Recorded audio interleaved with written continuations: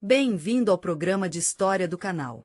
Aqui, fazemos uma viagem ao longo do tempo para que você possa adormecer de maneira fácil e lucrativa. Não se esqueça de se inscrever e imediatamente goste.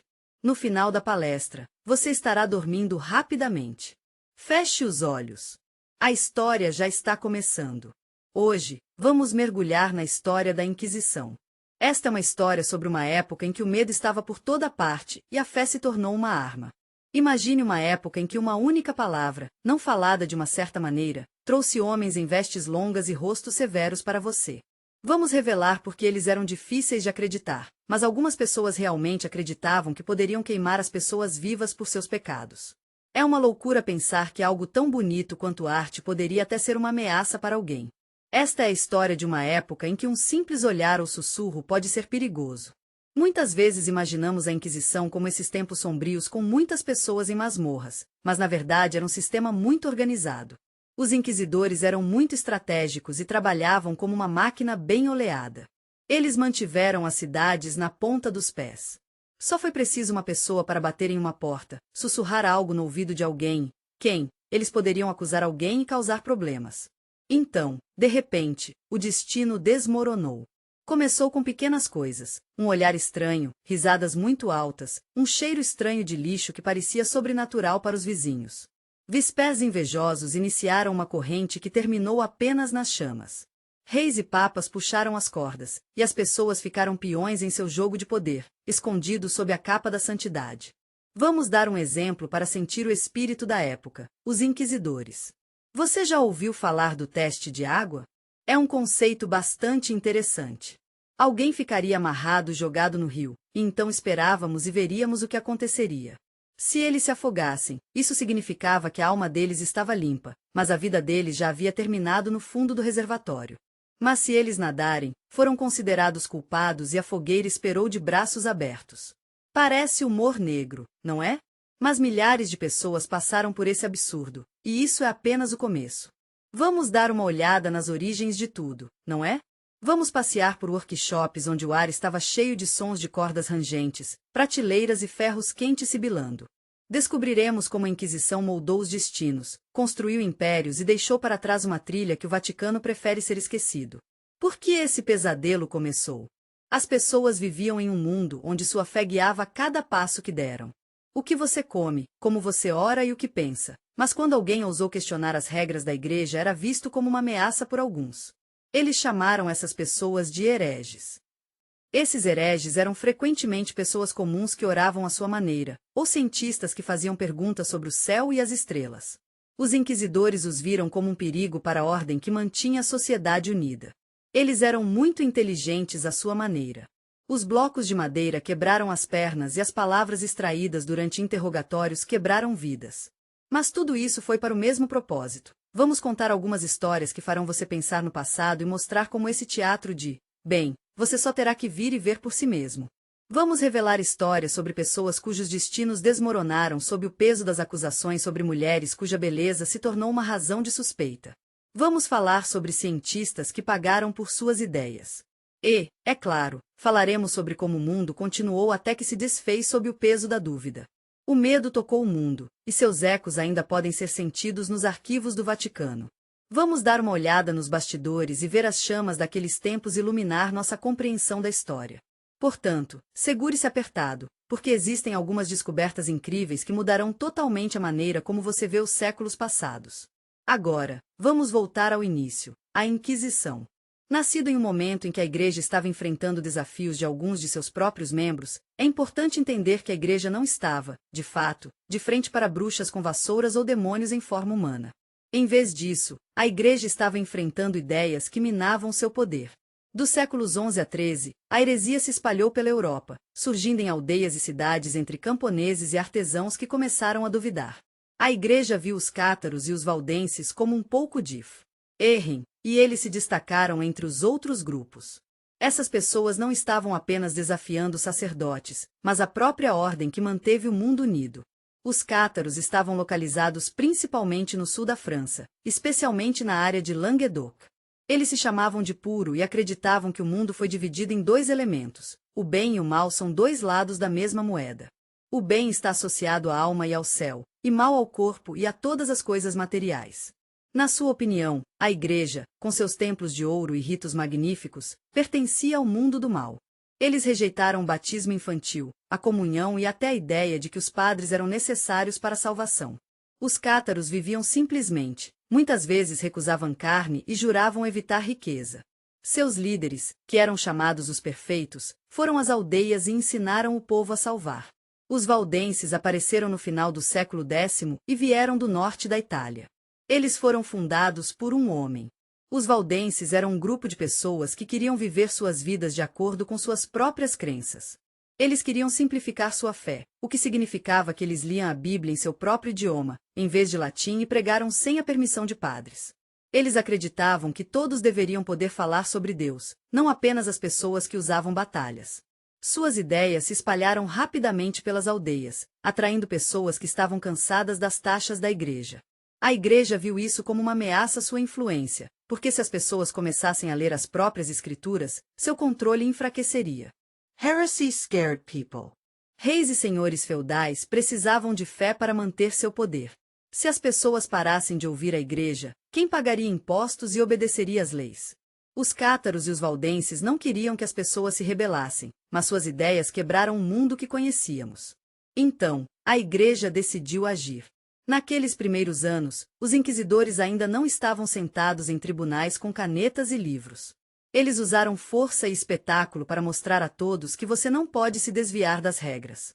Os hereges foram esmagados por marchas e fogo, em vez de longas provações. Foi uma guerra com ideias. Isso ameaçou a ordem, ferindo os inquisidores. Eles usaram ensaios que pareciam mais rituais do que a busca pela verdade.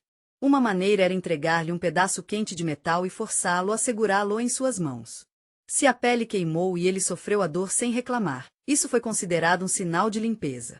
Barnes ou gritos falavam de culpa, e o destino do acusado foi decidido rapidamente. Outro teste foi a água fervente. O suspeito foi forçado a baixar a mão em um caldeirão de água fervente. Então eles assistiram as feridas curarem. Uma recuperação rápida significava uma bênção de cima e pus. Algumas pessoas pensaram que as cicatrizes mostravam uma conexão com a escuridão. Esses métodos eram mais sobre o julgamento de Deus do que procurar a verdade. Os inquisidores acreditavam que Deus descobriria quem estava certo. Mas esses testes não foram usados em todos os lugares. Geralmente, os hereges eram apenas agarrados e levados para o fogo da tortura. Eles sabiam que tudo foi construído sobre os cátaros, que cresceram como ervas daninhas e assumiram regiões inteiras. Suas comunidades viviam separadamente, construíram sua própria fé, e os padres locais perderam seus rebanhos. Os valdenses também não ficaram para trás. Os membros da Igreja se espalharam para as aldeias, carregando seus livros e palavras. A Igreja pediu ajuda, e os corretores seculares de poder, reis e barões, ficaram felizes em participar. Eles estavam ansiosos para aproveitar a terra dos hereges. Uma das primeiras pessoas a serem alvo foi registrada. Beatrice de Lazolle morava no sul da França. Ela era uma catar que se recusou a renunciar à sua fé. Ela foi capturada, trazida para a praça e amarrada a uma estaca. A multidão se reuniu, zumbindo de curiosidade e medo. As chamas começaram e seu corpo desapareceu de fumaça. Esta foi uma lição para todos aqueles que assistiram. A Igreja mostrou que havia apenas uma coisa que estava esperando as pessoas que não seguiram a Igreja: eram cenas tristes como essas. Os hereges foram punidos por suas palavras e teimosia, que foram contra a ideia de ordem. Essas execuções fizeram parte de um plano. Os inquisidores entenderam que o medo funciona melhor que os sermões. As pessoas viram fogo e se perguntavam se valia a pena discutir com aqueles que mantinham uma tocha. Mas a heresia não desapareceu. As pessoas foram subterrâneas, escondendo-se nas montanhas e florestas. Os cátaros criaram uma rede de comunidades secretas onde seus líderes ensinaram as pessoas a viver sem o Igreja. Os valdenses também se mantiveram. Suas palavras foram transportadas. O vento e a Igreja eram uma combinação estranha, mas trabalharam juntos para criar algo novo. A Igreja precisava encontrar uma maneira de lidar com os hereges, e este foi o primeiro passo para o que chamamos de Inquisição. Depois de uma longa guerra com os hereges, a Igreja decidiu que as fogueiras não eram suficientes. No século X, Quando as campanhas contra os cátaros terminaram, os vencedores queriam manter os sobreviventes sob controle. As cruzes amarelas se tornaram a primeira parte de seu plano. Eles foram introduzidos pela decisão da Catedral de Tula, onde os padres se reuniram para consolidar sua vitória. Os penitentes foram forçados a usar duas cruzes, foram colocadas uma no peito e a outra nas costas. Eles foram grandes para que ninguém sentisse falta deles na multidão. Eles foram escolhidos para serem amarelos porque era uma cor que chamou sua atenção. Naquela época, as pessoas evitaram aqueles com esses nomes, como era visto como um sinal de ser diferente. A vida com uma cruz amarela foi um teste de caráter. Eles podem ter sido expulsos da loja ou recusaram o trabalho. As crianças jogaram pedras e seus vizinhos sussurraram pelas costas. A igreja garantiu que as cruzes permanecessem no lugar. Se alguém os derrubasse ou os escondesse, eles enfrentaram outra punição, que poderia ter sido tão extrema quanto ser jogada no fogo. Eles se tornaram uma lição viva para quem pensou em ir contra a fé. A ideia era tão forte que mais tarde foi apanhada em outros lugares. Os sinais amarelos se tornaram um símbolo de como o poder pode humilhar as pessoas, tornando-as alvos para a multidão. A igreja conseguiu o seu caminho. Os hereges quebraram ou desapareceram. A história de Raymond VI, conde de Toulouse, mostra como até os cátaros eram um grupo de pessoas que tinham algumas crenças bastante fortes. Eles foram capazes de prosperar no sul da França porque a contagem foi gentil e acolhedora para eles. Infelizmente, a igreja não estava muito feliz com isso. No início do século X, o Papa Inocente II decidiu que não gostava dos cátaros e começou uma guerra contra eles. Raymond, um dos líderes dos cátaros, foi atacado e excomungado da igreja. Ele estava em um lugar difícil. Ele estava ameaçado de ser despojado de seu título e terras. Ele governou Toulouse, uma região rica onde os heréticos viviam abertamente. Ele não queria guerra, mas não traiu seus súditos.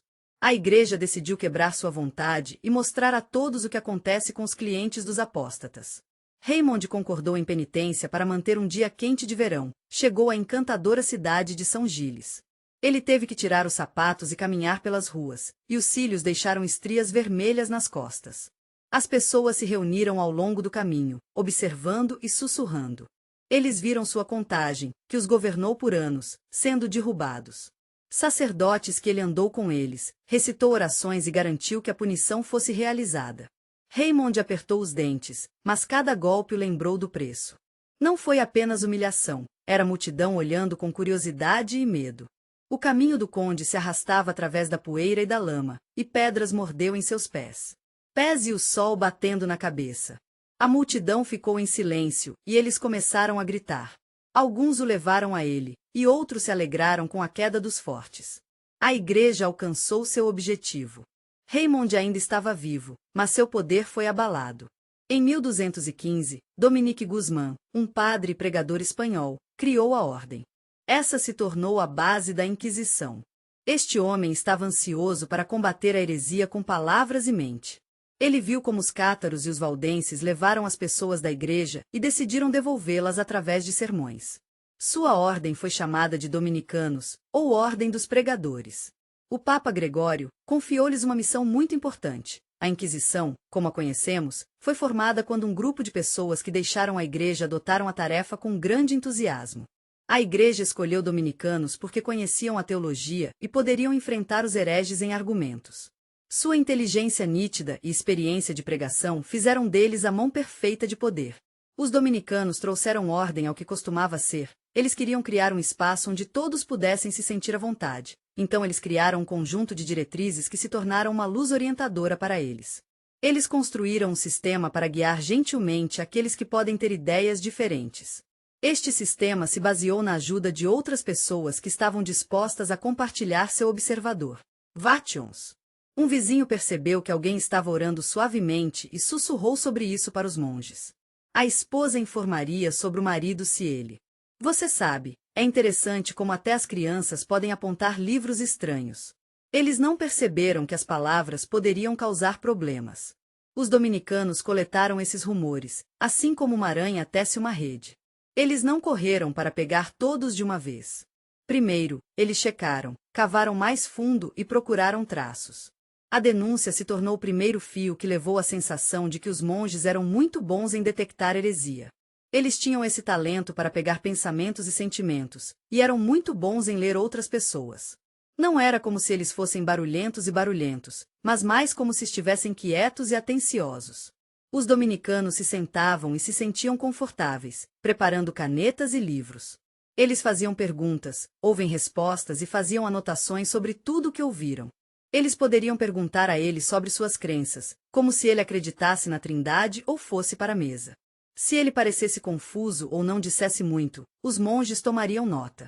Eles olhavam atentamente para sua vida, hábitos e quaisquer rumores sobre ele. Eles pensaram que mentiras se mostravam em palavras e faziam perguntas com muita determinação. Os interrogatórios podem continuar por horas, e às vezes, por um longo tempo, as pessoas foram deixadas sozinhas, mas eventualmente a verdade saiu. A tortura não era usada com muita frequência naquela época. Os monges confiaram mais em palavras e ameaças do que na força, embora a força pudesse quebrar alguém. Os tribunais foram o último passo no processo. Os dominicanos coletaram evidências relacionadas ao Donote. Os monges realizaram reuniões para discutir assuntos importantes. Essas reuniões não eram apenas executar as pessoas rapidamente, eles estavam prestes a considerar cuidadosamente cada caso. Os monges liam as acusações, olhavam através de seus livros e conversavam sobre o que fazer sobre qualquer um que eles pensassem ser culpado de heresia, blasfêmia, ou até duvidando do que ele tinha em mente. As frases eram diferentes. Estou aqui para você, meu amigo. Algumas pessoas foram libertadas com um aviso, enquanto outros foram enviados para o exílio. Mas se a culpa parecia muito pesada, o caso foi além. Os dominicanos entregaram a pessoa condenada às autoridades seculares, que acenderam fogo. Eles raramente se sujavam, deixando a execução para os outros. Este código manteve tudo junto. Foi baseado nas primeiras regras, e mais tarde, pessoas como Bernard de Gaia as tornaram ainda mais específicas. Ele escreveu um livro. Isso se tornou um modelo para os monges, que ensinaram a conduzir interrogatórios, ler denúncias e passarem a sentença. A Inquisição nem sempre se baseou apenas em palavras. Em meados do século X, a Igreja enfrentou um novo desafio. Os hereges se tornaram mais astutos. Eles esconderam seus pensamentos e interrogatórios sem força, perdendo sua nitidez. A transição para instrumentos de tortura ocorreu quando o Papa Inocente II emitiu o que foi um decreto que permitiu aos inquisidores fazerem seu trabalho mais livremente. Antes, eles poderiam ter ameaçado as pessoas, mas na verdade não machucaram ninguém. Agora, porém, a tortura fazia parte do processo. Mas isso não significava que todo interrogatório terminou em derramamento de sangue. A Igreja estava mais interessada em obter confissões do que cadáveres. Então, artesãos qualificados como ferreiros e carpinteiros trabalharam para tribunais seculares, criando ferramentas para a tortura. Eles forjaram ferro e trabalhavam madeira para fazer instrumentos de dor. Os inquisidores fizeram essas invenções e acrescentaram que tinham suas próprias ideias e as usaram. Essa transição ocorreu porque eles precisavam fazer outra coisa. Quando palavras e ameaças não foram suficientes, a Inquisição usava ferramentas. Essas ferramentas eram dispositivos que quebraram o corpo para quebrar a vontade. O espanhol era uma dessas ferramentas. A bota era um dispositivo de ferro que apertava a perna do tornozelo ao joelho. Os inquisidores apertaram os parafusos, fazendo com que os ossos quebrassem e o tecido fosse ferido. O homem gritou de dor. Os monges esperaram por ele para falar, acreditando que o sofrimento expulsa mentiras. Lá fora, outra ferramenta foi usada, uma roda. Um homem estava amarrado a uma grande roda de madeira no círculo que girou sob as mãos do carrasco. As cordas esticaram o corpo, as articulações torceram e os músculos foram feridos com a tensão. Esse alongamento pode durar horas, até que a vítima finalmente cedeu. Eles ainda usavam o raque, com as mãos amarradas às cordas e as pernas ponderadas. Imagine estar suspenso no ar com seu peso corporal puxando para cima e para baixo, ossos e lenços prejudiciais. A dor se torna insuportável e você sente que não pode mais levar. Foi assim que se sentiu para as pessoas que foram submetidas a esse castigo cruel e incomum. As armas não eram usadas com tanta frequência quanto poderíamos pensar. De fato, eles eram mais frequentemente usados como uma ameaça. Os inquisidores mostravam uma bota ou giravam uma roda na frente dos olhos do suspeito. A visão de ferro e o rangido da madeira era mais assustadora do que a própria dor. As pessoas ouviram histórias sobre aqueles que tiveram que suportar essa provação. As pernas pareciam mingau, ou foram esticadas ao seu limite. O medo afrouxou as línguas e muitos confessaram sem um único parafuso. Eles falaram mais rápido que seu aço. Eles mantiveram a arma à vista de todos como um lembrete do que aguardava o teimosa. A dor só veio quando as palavras perderam seu poder. E as palavras perderam seu poder com pouca frequência porque o medo do próprio ferro derrotou a verdade. Porque eles caíram sob esta máquina estava no topo da lista. As pessoas pensavam que rejeitar dogmas da igreja era o pior pecado. Se alguém duvidasse da Trindade, da comunhão ou da autoridade do Papa, poderia ser questionado e punido. Este foi o veneno que envenenou a fé. A blasfêmia também foi punível por xingar na igreja, que os monges aprenderam através dos informantes sobre o KTO. É realmente triste que algo tão simples como gritar uma maldição no altar ou rir durante a missa poderia ser considerado evidência de heresia. Até uma coisa pequena pode custar uma vida.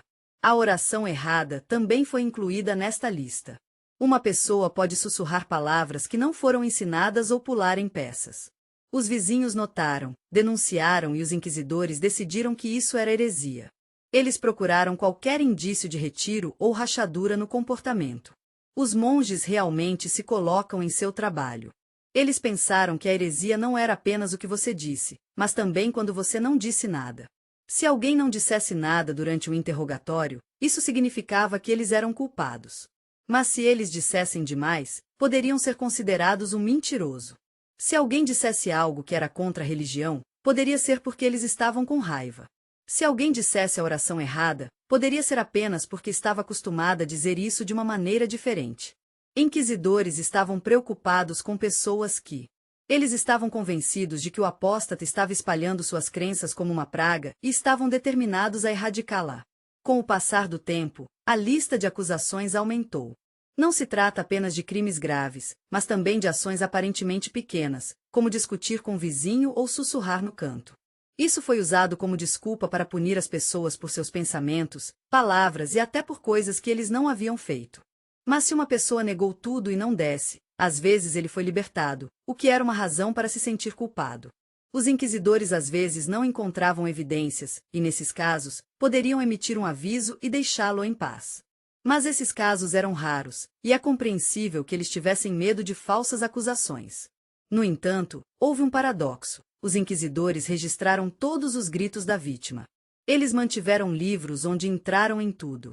Geme sob a bota triturando no rack e palavras antes do fogo. Seus arquivos cresceram ao longo dos anos, tornando-se mais grossos que os dos reis. Os monges gravaram todos os interrogatórios, cada tentativa e cada gota. E isso tornou seus registros mais precisos do que as crônicas do poder secular. Kings perdeu seus papéis em guerras. E incêndios e inquisidores salvaram seus registros. Eles escreveram nomes, datas e confissões. Cada grito foi escrito em pergaminho para que as gerações futuras soubessem como funcionavam a mão. Isso os deixou orgulhosos. Eles viram nela ordenar que superassem o caos da heresia. Pietra de Verona se tornou uma das mais brilhantes. Esse frade dominicano nasceu em Verona em uma família que estava inclinada para a heresia de Catar, mas ele escolheu o caminho da igreja. Ele era um homem inteligente e com força de vontade. Ele foi nomeado inquisidor e... Ele era tão apaixonado por erradicar apóstatas que trabalhou incansavelmente nas cidades da Lombardia. Ele era conhecido por sua compaixão e compreensão, e sempre tratava as pessoas com respeito. Ele era um líder gentil e empático, e suas palavras tiveram um efeito profundo sobre as pessoas ao seu redor. As pessoas da cidade, especialmente os artesãos que rejeitaram a igreja, o viram como uma espécie de inimigo que não mostrou pena.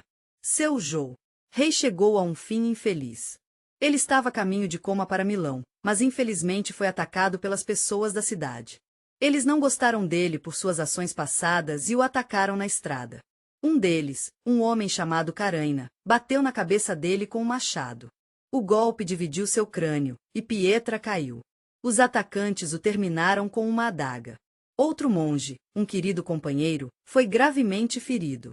Os assassinos fugiram, mas as notícias de sua morte se espalharam rapidamente. Um ano depois, o amado Papa Inocente o canonizava, fazendo de São Pedro um mártir. Ele foi reverenciado como defensor da fé pela qual deu a vida. Karen mais tarde se arrependeu, e ele decidiu se tornar um monge, mas, infelizmente, seus cúmplices foram capturados, julgados e sentenciados. Infelizmente, eles foram executados pela roda, que é quando a multidão se reunia para assistir. Isso mostrou à Igreja que mesmo a morte do inquisidor não a impediria. Agora, vamos para a Espanha, onde a Inquisição apareceu pela primeira vez. Aqui, cresceu e se espalhou. A luta pelo poder e fé no século X, quando Ferdinand de Aragão e Isabela de Castela uniram suas terras, era um momento de sonhos. Eles sonhavam com um país forte onde todos falavam a mesma língua e oravam ao mesmo Deus. Em 1478, o Papa Sixtus IV deu-lhes permissão para criar sua própria Inquisição. Esse era um tipo diferente de Inquisição. Os espanhóis estavam tão determinados a seguir adiante com o plano que criaram um grupo especial para ajudá-los. Em 1492, após a queda de Granada e a expulsão dos judeus, eles desenvolveram totalmente esse plano. A Inquisição espanhola foi criada para olhar para pessoas que foram batizadas, mas levantaram dúvidas. Essas pessoas foram chamadas. Judeus e muçulmanos foram algumas das pessoas que se converteram ao cristianismo durante esse período. Eles fizeram isso porque foram forçados a ou porque queriam. A Inquisição espanhola viu essas pessoas como uma ameaça à pureza da fé. Os judeus que se tornaram cristãos podiam secretamente observar o Shabat ou cozinhar alimentos sem carne de porco, e às vezes os muçulmanos também. No meio de suas práticas espirituais, como sussurros, orações em árabe ou jejum durante o Ramadã, os vizinhos, servos e até crianças dessas pessoas tomaram conhecimento. A notícia de suas crenças se espalhou rapidamente, e a Igreja estava preocupada com o fato de esses indivíduos estarem criando divisão. Apesar de ter sido batizado, a Igreja acreditava que seus corações permaneceram alinhados com os que estão fora da fé. É uma ideia realmente interessante, a maneira como os inquisidores pensaram sobre isso. Eles sentiram que estava se espalhando pela sociedade como um veneno escondido, e estavam determinados a detê-lo para que a Espanha pudesse se tornar um grande reino cristão. Os judeus, também conhecidos como conversos ou maranos, foram os que mais sofreram com isso. Depois que os judeus foram forçados a sair, muitos deles optaram por ficar na Espanha mesmo depois de serem batizados. Eles trabalharam como comerciantes, curandeiros e raposas do Ártico. As pessoas invejavam sua inteligência e riqueza. Alguns antigos cristãos sussurraram que os maranas realizavam ritos secretos, acenderam velas nas noites de sexta-feira ou leram livros proibidos. Evidências nem sempre foram procuradas. Rumores e acusações não fundamentadas foram suficientes para iniciar um julgamento. Muçulmanos, os conversos e morisquis também enfrentaram desafios. Eles moravam em aldeias e cidades que eram suas casas há gerações.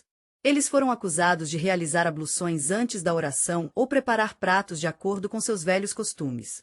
Os inquisidores viram sinais do Islã que não se alinharam com a nova fé, e isso levou a alguma suspeita sobre sua lealdade. Há tantas coisas que as pessoas podem fazer que podem fazê-las evitar o ícone ou pular a massa. Uma mulher cozinhava carne sem gordura, e isso se tornou evidência. Um homem usava roupas limpas no sábado, e os inquisidores o arrastaram para interrogatório. Eles cavaram a vida de todos. Eles ouviram denúncias, checaram casas e procuraram traços. Os vizinhos se tornaram inimigos. Uma denúncia pode quebrar uma família.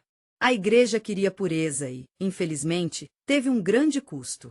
O batismo não o salvou, pelo contrário, os colocou na mira da Inquisição para a eternidade. A Inquisição espanhola era diferente dos outros. Serviu não apenas à Igreja, mas também à coroa. Ferdinand e Isabella. O povo de conversos geralmente ocupava altas posições, como conselheiros, coletores de impostos ou comerciantes. Sua riqueza atraiu os inquisidores, que levaram suas terras e dinheiro para reabastecer o tesouro. É tornado a busca pela fé dupla lucrativa. Mas a pureza da fé não era o único objetivo. A heresia também era um alvo.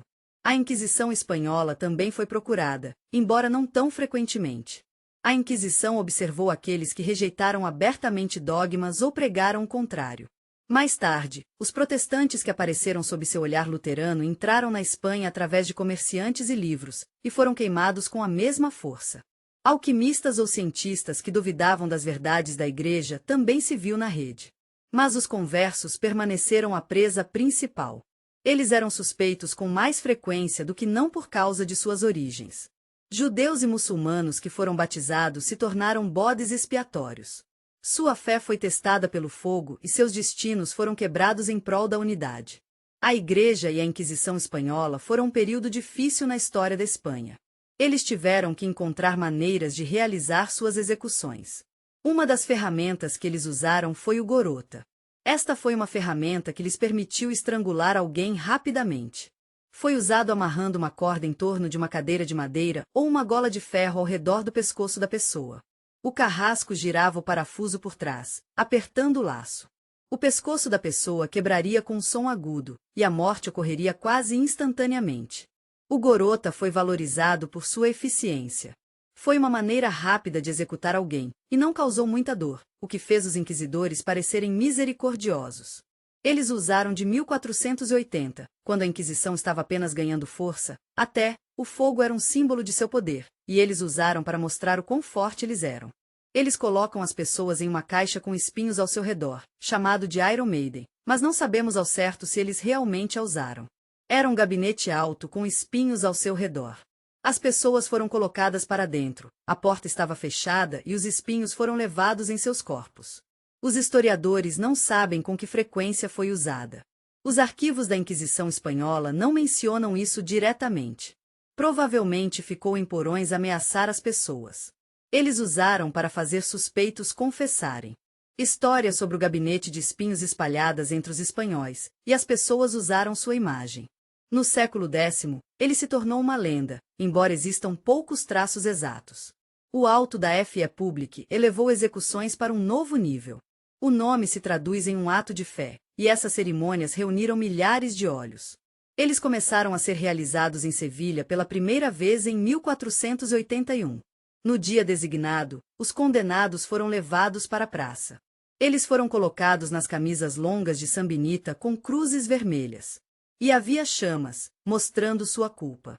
Os inquisidores leram frases, padres ofereceram orações e a multidão zumbiu de alegria e curiosidade. Então eles formaram um incêndio. Os hereges estavam ligados a postes, a madeira foi incendiada e as chamas os engoliram. A fumaça subiu para o céu e os gritos ressoam sobre a praça Altadaf. Eles duraram horas. Eles começaram com sermões, foram executados e terminaram com hinos.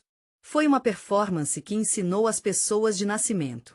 Os espanhóis viram nela a vitória da fé sobre aqueles que se afastaram dela. Os inquisidores planejaram Valladolid, onde as multidões se reuniram. As execuções podem levar dezenas de vidas em um dia. Em 1485, 20 pessoas foram queimadas para um alto da fé em Saragoça. As pessoas vieram de manhã, trouxeram comida e assistiram até a noite. Isso fortaleceu o poder da Igreja e da coroa. É claro que a heresia não teria uma chance em seus olhos. Gorota e Alto Daf estavam em equipes diferentes. O primeiro foi um carrasco silencioso, e o segundo foi a donzela de ferro, o que pode ser um pouco controverso. Ambos acrescentaram a sombra do horror que pairava sobre todos. Essas execuções foram baseadas na ideia de pureza do sangue. Os espanhóis chamavam de limpieza de sangue, que é uma verificação de antecedentes que decidiu o destino de uma pessoa. Foi um momento muito difícil naquela época. Se você não tivesse sangue puro, não poderia se tornar um membro oficial da igreja ou se casar com um velho cristão. Tudo isso começou em 1449 em Toledo. As autoridades locais disseram que os conversos não podiam ocupar o cargo e, em 1547, isso se tornou uma lei em toda a Espanha. As pessoas tiveram que trazer artigos que provaram que não tinham ancestrais judeus ou muçulmanos. Os inquisidores vasculhiam o passado das pessoas, entrevistavam testemunhas e procuravam falhas. Se eles suspeitassem da presença de marans ou moriscos, a estrada estava fechada. Até os netos de indivíduos batizados enfrentaram desafios. A pureza do sangue era essencial para entrar em ordens como os dominicanos, que, valedoso da França, mas também serviu na Espanha. Era necessário ter um lugar nos tribunais ou tesouraria. As famílias estimavam cartas sobre seus ancestrais. Uma falsa acusação pode destruir tudo. Em 1556, alguém foi julgado em Sevilha por documentos falsos. Eles perderam o emprego no tesouro e sua família também foi afetada. Essa regra foi vista como algo negativo e criou a divisão dentro da sociedade. Os antigos cristãos estavam orgulhosos de sua herança e suas crenças foram mantidas em segredo. A Inquisição estava assistindo a todos, e criou uma Espanha onde o sangue era mais importante que a fé. A Inquisição espanhola teve um impacto significativo a vida de milhares de pessoas e suas vítimas geralmente se tornou peões no jogo de poder e fé. Um deles foi Antônia del Campa, um comerciante gentil de Tálai. Em 1561, ele veio da família Conversos, cujos ancestrais do sangue judaico foram batizados para permanecer na Espanha após o decreto de 1492. Antônia viveu uma vida modesta, vendendo têxteis e especiarias no mercado, mas seu histórico fez dele um alvo. Os vizinhos começaram a sussurrar sobre ele. Eles notaram que ele nunca comprou carne de porco do açougueiro e que sempre usava uma camisa fresca aos sábados, o que parecia um pouco estranho. Essas pequenas coisas chegaram aos inquisidores através de uma denúncia. Um dos vizinhos, cuja loja estava próxima, disse que Antônia não seguiu a religião cristã. Os inquisidores iniciaram uma investigação. Eles invadiram a casa dele, entregaram os baús e examinaram a cozinha.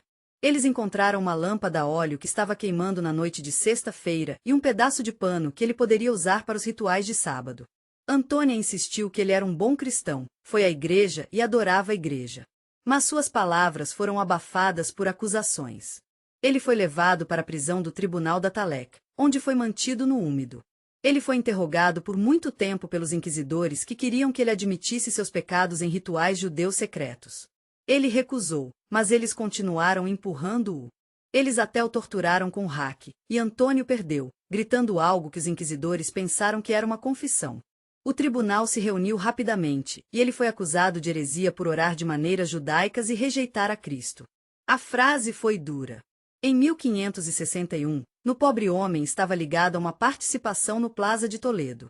Um incêndio eclodiu, e ele tragicamente perdeu a vida na frente de uma multidão que estava apenas olhando atordoado. Sua casa e loja foram confiscadas, deixando sua família sem fundos. Felizmente, os arquivos contados preservaram este caso, mostrando como Danos poderia ter matado um homem. Elvira del Campa, um parente, sofreu um destino semelhante no mesmo ano. Ela era esposa de um comerciante e mãe de 4 filhos. Ela morava na mesma bela cidade de Toledo. Seu nome surgiu após a execução de Antônio, quando os inquisidores decidiram limpar toda a família. Uma vizinha que há muito olhou para sua riqueza relatou que Elvira cozinha carne sem carne de porco e canta melodias estranhas semelhantes às que ela cantou à noite enquanto está de pé junto à lareira. Os inquisidores chegaram à sua casa e encontraram um velho livro hebraico escondido lá havia um baú, e continha os restos de seu amado avô. Elvira disse que não sabia nada sobre o livro. Ela disse que era cristã completamente, mas sua voz tremia, e a corte podia ver que ela era culpada. Eles a levaram para a mesma masmorra onde Antônio estava sendo mantido. Eles tentaram convencê-la primeiro e depois tentaram ameaçá-la. Ela esperou até que eles trouxessem as armas. Então eles amarraram os braços e as pernas em uma mesa. Seus braços e pernas estavam esticados com cordas, e doía.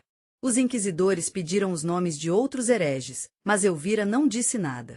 Então eles aumentaram a pressão, mas ela não fez nada de errado.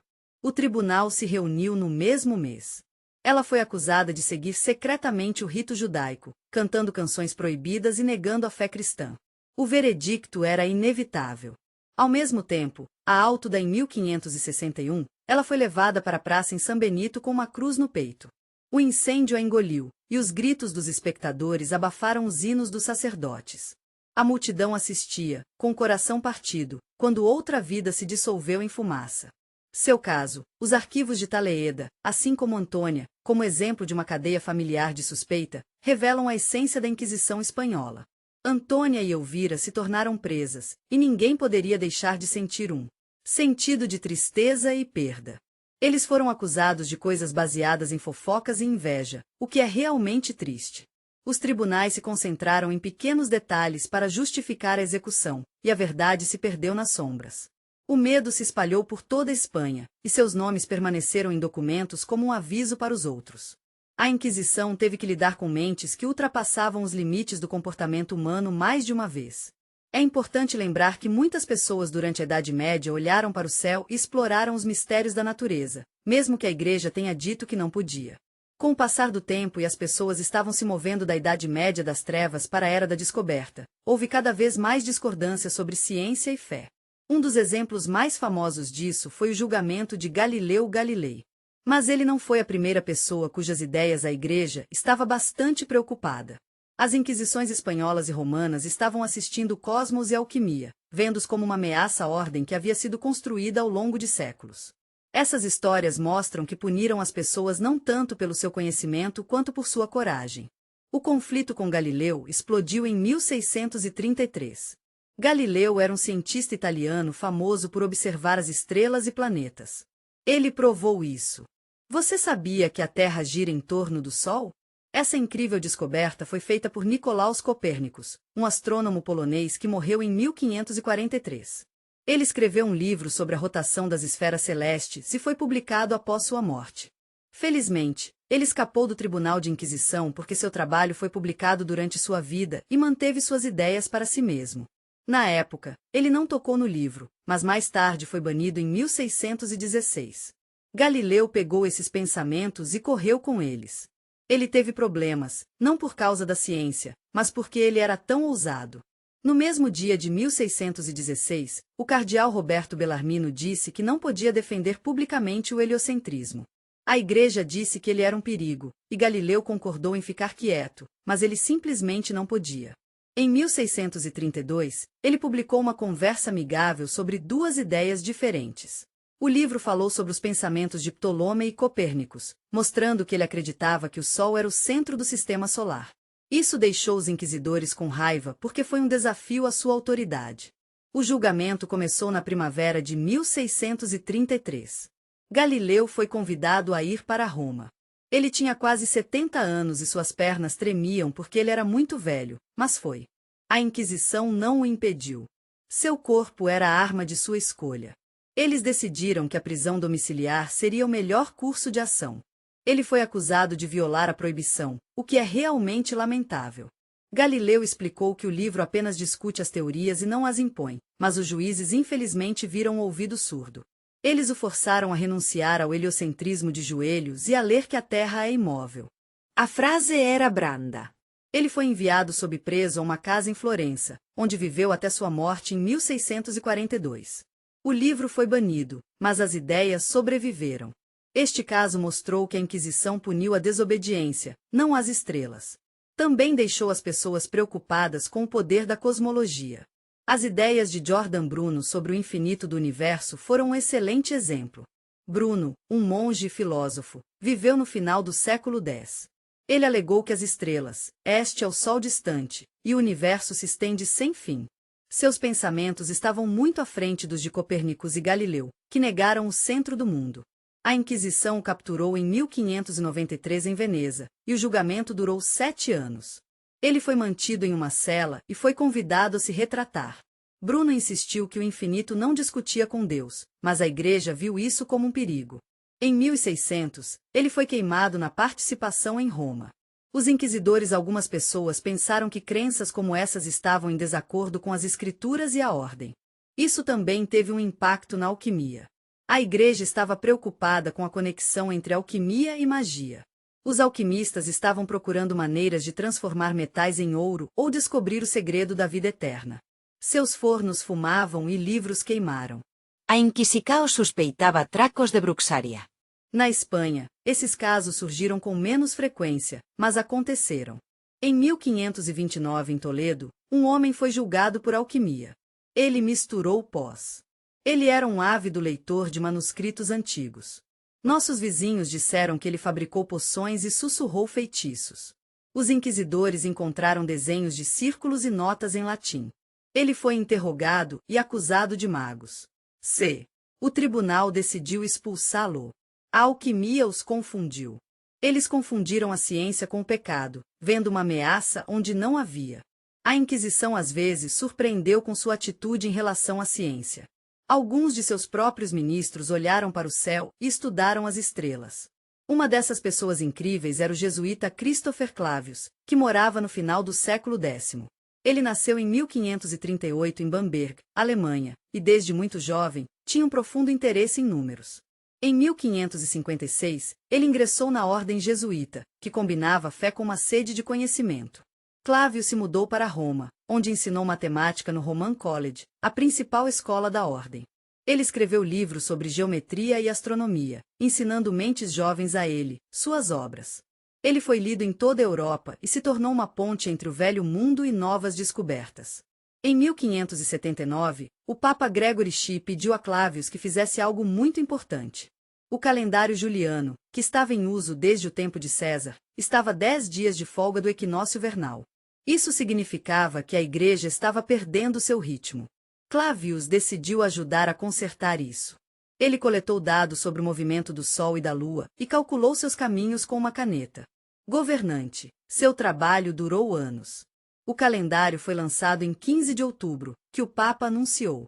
Para restaurar a precisão da chave, ele removeu 10 dias.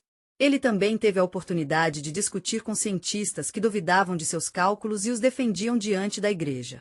Seu calendário se tornou a base que usamos hoje, o que é realmente incrível. Os jesuítas viram nele o orgulho da ordem, e a Inquisição ficou em silêncio porque essa ciência encontrou um lugar dentro de suas paredes. Se não desafiou, a fé é uma história totalmente diferente. É tudo sobre Francesco Ingoli, um inquisidor que teve um animado debate com Galileu Galilei. Tudo isso começou no início do século XV, quando Galileu estava defendendo o movimento. Agora, Ingoli era um cara multifacetado. Ele era cientista e padre, e nasceu em 1578 em um lugar chamado Ravenna. Ele estudou direito e astronomia e, mais tarde, tornou-se consultor da Inquisição. Então, em 1616, ele escreveu uma carta a Galileu que iniciou seu debate amigável. Ingoli teve algumas objeções ao heliocentrismo, não com tochas, mas com lógica. Ele argumentou que as estrelas não mudam de posição como deveriam se a Terra se mover. É esse o caso, eles o chamaram de paralaxe, e Ingoli acreditava que Galileu não havia provado isso. Ele se aprofundou em matemática, apontou fraquezas nos cálculos e ofereceu seus próprios cálculos. Galileu respondeu com um tratado defendendo seus números, e a disputa se estendeu por anos. Mas Ingoli não era um fanático cego. Ele leu. Copérnicus era um grande fã do trabalho de Tycho Brahe e eles tiveram algumas discussões interessantes sobre a física das estrelas. Em 1616, ele escreveu uma carta a Galileu que realmente abriu os olhos das pessoas. Ele compartilhou suas ideias sobre as leis. Quando Galileu foi julgado em 1633, Ingoli não estava lá. Mas seus argumentos, que ele havia escrito anos antes, ainda eram ouvidos no tribunal. Ele faleceu em 1649. Os inquisidores usaram suas palavras para punir Galileu por quebrar a proibição. Isso mostrou que a Inquisição poderia o jogo da ciência era uma chance para Ingoli defender seu caso. Ele causou um impacto duradouro na astronomia. Mas as suspeitas da Inquisição geralmente lançam uma sombra sobre as mulheres. Suas vidas se tornaram fios na teia complexa de seus tribunais, a ordem da fé e da sociedade. As acusações contra eles foram muito além da bruxaria, que mais tarde se tornou um mito alto. Eles foram julgados por ações que pareciam pequenas, mas a Igreja os considerou perigosos. O medicamento à base de plantas foi visto como algo que caiu nesta categoria. As mulheres que entenderam as plantas eram vistas como perigosas. Eles foram para os campos, coletaram ervas, secaram sobre o fogo e prepararam decocções para os doentes. Eles ajudaram com febres e outras doenças menores, mas os inquisidores encontraram vestígios de heresia. Em 1526, um caso foi registrado nos registros do Tribunal de Toletes. Uma mulher de Navarra tratou pessoas com camomila. E ela os estava misturando em um caldeirão. Seus vizinhos notaram um cheiro estranho e a rapidez com que seus pacientes estavam se recuperando. Eles disseram que ela estava murmurando palavras sobre suas poções. Os inquisidores encontraram seu caderno com receitas e pensaram que era bruxaria. Eles a interrogaram até que ela se rendeu sob pressão e foi queimada na praça. Eles também trouxeram outras acusações estranhas para a tribo. Unal, como olhos malignos e deterioração. Uma mulher poderia ser acusada apenas por causa de como ela parecia. Em 1612, uma velha em Sarogos foi apanhada em algumas circunstâncias bastante preocupantes. Seu vizinho a acusou de lançar um feitiço nas galinhas, e os inquisidores investigaram. Eles procuraram quaisquer sinais do diabo em seu corpo, mas tudo que encontraram era uma cicatriz. No final, o tribunal decidiu que ela era culpada. Eles a colocaram em chamas na frente de uma multidão que estava sussurrando sobre maldições. Até o riso dos espectadores adicionou ao drama. Em 1585, uma mulher em Sevilha foi condenada por rir no mercado por causa de alguma comida podre. Seus vizinhos disseram que ela não estava rindo da maneira que eles pensavam que um cristão deveria rir. Os inquisidores pensaram que ela estava zombando deles, e eles estavam certos. Ela foi julgada e enviada para fora da cidade, que deixou sua família sem um ganha-pão. Mas as mulheres sofreram não apenas por suas ações. Sua própria posição na sociedade os tornou presas fáceis. Na Espanha do século XV, as viúvas e as mulheres solitárias eram frequentemente julgadas.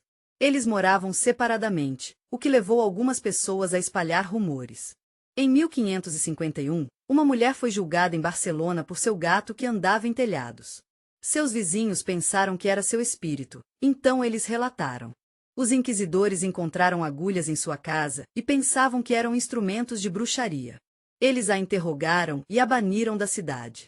Isso mostrou como a solidão poderia ser vista como algo suspeito. E em 1578, em Madrid, uma mulher foi esticada na prateleira para se associar a demônios. Oh, os demônios! Seu corpo estava arqueado até que ela confessou. Isso mostrou que as punições permaneceram comuns, mas as mulheres eram julgadas com mais frequência por seu papel na família ou na aldeia. As teorias também adicionaram combustível a essas perseguições. Um deles afirmou que uma mulher muito bonita pode ser perigosa. No Tratado Malleus Maleficorum, escrito em 1486, Heinrich Kramer e Jacob Sprenger argumentaram que o diabo seduz pela aparência da pele de uma mulher. Eles escreveram essa beleza. Essa é uma armadilha que afasta os homens de Deus. Inquisidores apreendidos sobre essas palavras. Em 1621, em Córdoba, uma mulher foi julgada por seu rosto. Ela se destacou com olhos e cabelos que confundiam os vizinhos. O padre relatou que sua aparência era o trabalho de Satanás. Eles a interrogaram e encontraram uma toupeira nas costas, chamando-a de sinal do diabo. O tribunal decidiu sussurrar sobre seus encantos. Outra teoria afirmou que ser muito inteligente também era heresia. As mulheres que leem livros em vez de orações causaram alarme. Em 1548, uma viúva da família Conversos foi tentada em Valência. Era uma pessoa profundamente espiritual.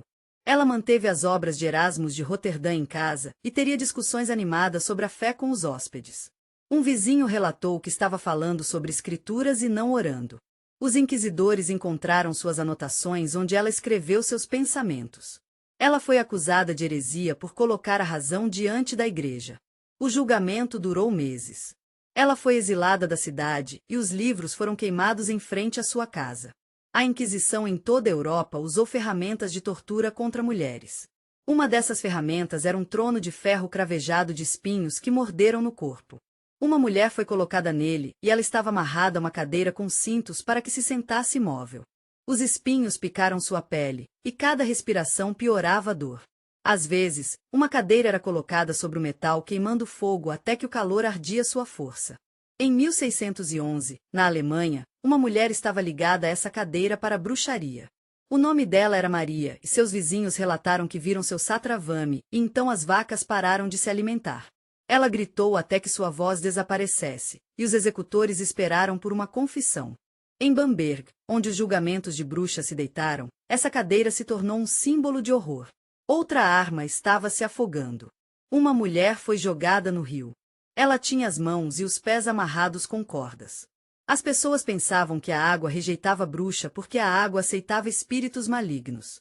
Se a mulher surgiu, isso significava que ela era culpada. Se ela afundou, era visto como um sinal de sua inocência. Mas isso não fazia sentido porque a mulher já havia se afogado. Em 1588, na França, em Latiarin, uma mulher foi acusada de estragar a colheita.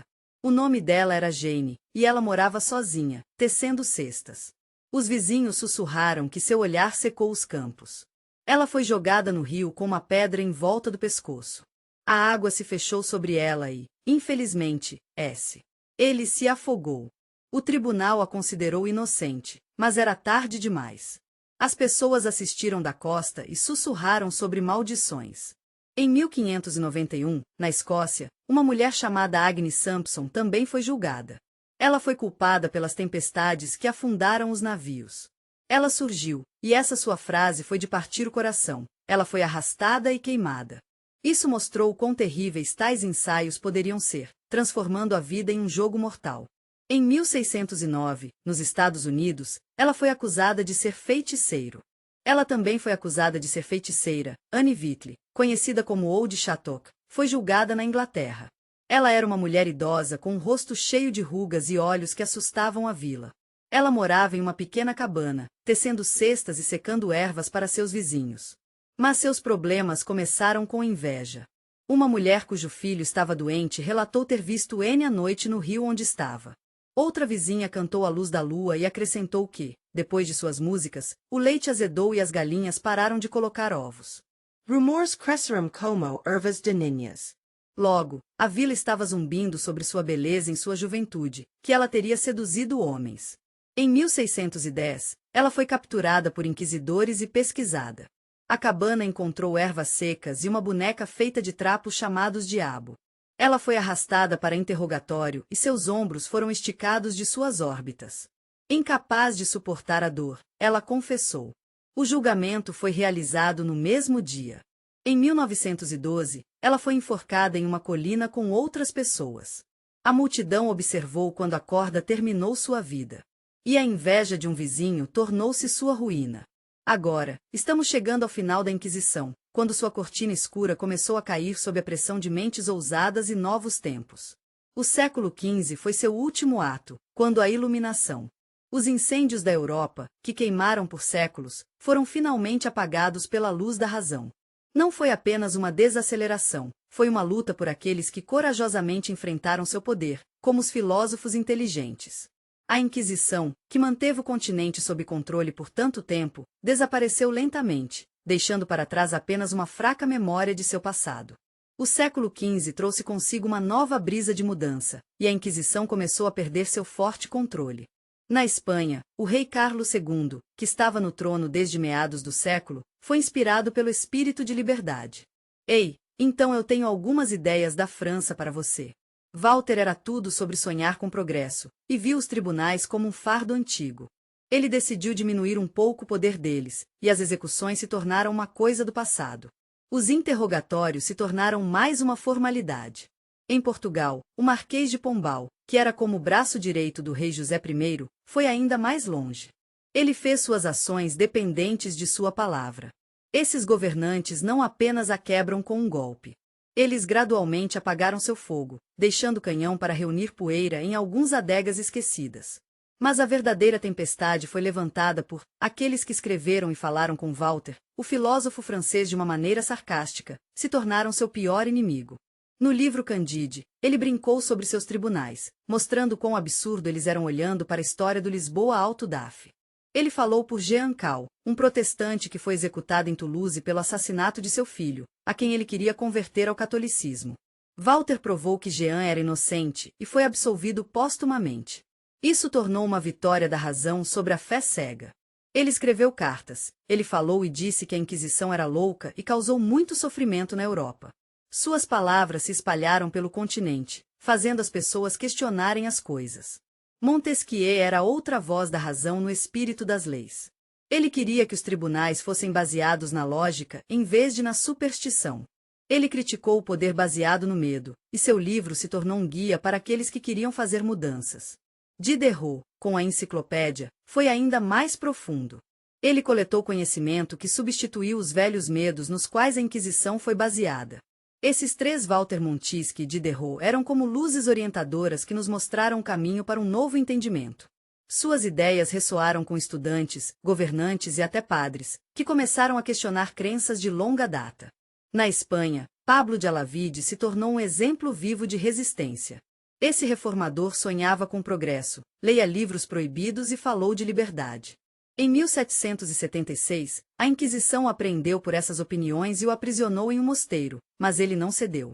4 anos depois, ele fugiu para Franca. E, onde ele viveu até sua morte no início do século seguinte, ele escreveu e argumentou enquanto permaneceu em Portugal. Ao mesmo tempo, Pombal não apenas restringiu a Inquisição, ele puxou amorosamente os dentes, proibindo de agir sem o seu consentimento. Isso transformou de um tribunal formidável em uma sombra debaixo da coroa. Na Itália, o Papa Bento XIV, que governava desde 1740, também foi contra os velhos costumes. Ele suavizou seus métodos, removendo os mais perigosos, interrogatórios brutais e tribunais menos sangrentos. Esses passos dentro e fora da igreja extinguiram seu poder está saindo e, com ela, os ecos de seu antigo horror. E, claro, a Napoleão. Foi ele quem finalmente acabou com a Inquisição. Ele entrou na Espanha com seu exército e, em 1888, fechou os últimos tribunais. Ele viu a Inquisição como uma estrutura antiga e dificultada que o atrapalhava de sua nova Europa. Ele dispersou seus juízes e depositou seus documentos em arquivos. Na Itália, ele também deixou sua marca subjugando a Igreja à sua vontade e despojando-a de seu poder anterior. A Revolução Francesa veio antes dele, com seu grito de liberdade. Eles já haviam preparado o chão ao se livrar do medo que existia há séculos. Fogo na Alemanha. O que Frederic a Grande regra? A Prússia não gostava de superstição e construiu um mundo onde a razão era mais importante do que acreditar em demônios. Suas terras se tornaram um lugar seguro para aqueles que escaparam dos tribunais antigos. E na Áustria, José II parou os julgamentos das bruxas, dizendo que eram uma desgraça da Era da Luz. Esses governantes, de sua maneira, ajudaram a tornar a Inquisição uma coisa do passado. A Iluminação deixou as pessoas com menos medo de bruxas. O que quando? No final do século, essas histórias haviam se tornado contos emocionantes.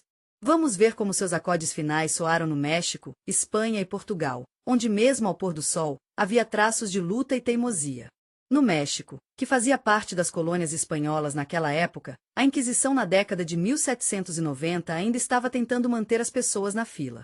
But its voice was a bit of a joke, and it was still a little bit of a joke, and it was still a little bit of a joke, and it was still a little bit of a joke, and it was still a little bit of a joke, and it was still a little bit of a joke, and it was still a little bit of a joke, and it was still a little bit of a joke, and it was still a little bit of a joke, and it was still a little bit of a joke, and it was still a little bit of a joke, and it was still a little bit of a joke, and it was still a little bit of a joke, and it was still a little bit of a joke, and it was still a little bit of a joke, and it was still a little bit of a joke, and it was still a little bit of a joke, and it was still a little bit of a joke, and it was still a little bit of a joke, and it was still a little bit of a joke, and it was still a little bit of a joke, and it was still a little bit of a joke, and it was still a little bit of a joke, and it was still a little bit of a joke, and it was still a little bit of a joke, and it was still a little bit of a joke, and it was still a little bit of a joke, and it was still a little bit of a joke, and it was still a little bit of a joke, and it was still a little bit of a joke, and it was still a little bit of a joke, and it was still a little bit of a joke, and it was still a little bit of a joke, and it was still a little bit of a joke, and it was still a little bit of a joke, and it was still a little bit of a joke, and it was still a little bit of a joke, and it was still a little bit of it was just a little bit of a joke, and it was still a little bit of a joke, and it was still a little bit of a joke, and it was still a little bit of a joke. Aqui, os demônios não eram mais tão ameaçadores. Ler Walter Scott, esse rebelde francês cujos livros a classificaram como uma relíquia das trevas se tornou uma ameaça não à fé, mas à política. Vejamos um dos muitos casos. Em 1792, na cidade do México, um jovem funcionário chamado José Maria Morelos foi capturado. Ele era um padre, mas discutiu com amigos sobre liberdade. Foi relatado que ele elogiou ideias que prejudicaram a coroa e a igreja. Quando os inquisidores revistaram sua casa, encontraram um livro com passagens sublinhadas sobre a razão e a tolerância. Ele foi julgado não por heresia no antigo sentido, mas por ideias políticas que cheiravam a revolução. Eles o repreenderam, forçaram a se arrepender e proibiram que ele leu textos perigosos. Mas M. Arelas não quebrou. Mais tarde, ele se tornou um dos líderes da Guerra da Independência do México, que começou em 1810. Este julgamento mostrou como a Inquisição se apegava ao poder, mas as faíscas dos tempos modernos não estavam mais sendo extintos. O último ato da Inquisição na Espanha ocorreu em 1826, marcando o eco final daquela época. Na cidade de Valência, um professor gentil chamado Cayetana Ripoll foi julgado. Ele era um homem simples que ensinou crianças a ler. Em suas lições, ele falou sobre a razão, não Deus. Os vizinhos sussurraram que ele era um ateu que negou a igreja e suas leis. A Inquisição, embora enfraquecida, ainda respirou. Eles foram capturados e interrogados no antigo salão, onde poeira cobria as paredes de pedra. Ele se manteve firme, recusando-se a se curvar às suas palavras, e isso deixou os juízes com raiva. Eles o acusaram de ateísmo e blasfêmia, que naquela época era como um eco do passado.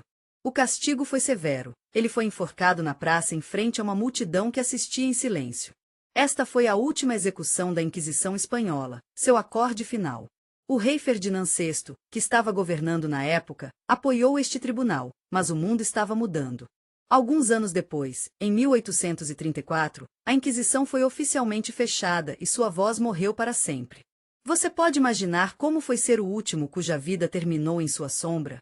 Deve ter sido tão triste por ser o último de uma época que chegou ao fim. A Inquisição também deixou uma marca, mesmo após a morte de suas vítimas. Na década de 1750 em Lisboa, uma mulher morreu em sua aldeia, onde costurou roupas e criou filhos. Durante sua vida, ela não foi tocada, mas após sua morte em 1754, os vizinhos começaram a sussurrar. Eles lembraram que ela cantou canções estranhas, não foi à igreja e mantinha livros antigos. Sua família ficou suspeita. O filho se tornou médico, e a filha saiu. Para um francês que leu textos proibidos, a Inquisição decidiu puni-lo através de sua mãe.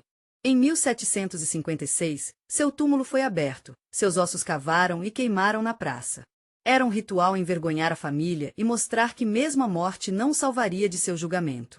A multidão observou as chamas devoravam os restos mortais, e seus filhos ficaram de lado, cerrando os dentes. Em Portugal, o declínio da Inquisição é revelado. No México, ela tentou encontrar livros que trouxeram liberdade, mas não conseguiu quebrar o espírito daqueles que os leem na Espanha. Sua última execução foi um lembrete triste do passado que morreu na nova era. Em Portugal, ela venceu até os mortos, mas não conseguia manter a vida. O Iluminismo, com suas ideias da razão, por aqueles que o levaram ao esquecimento. A Era da Luz, a Era do Fogo, foi suplantada e a Inquisição se tornou uma coisa do passado, como um antigo conto de fadas que não assusta mais.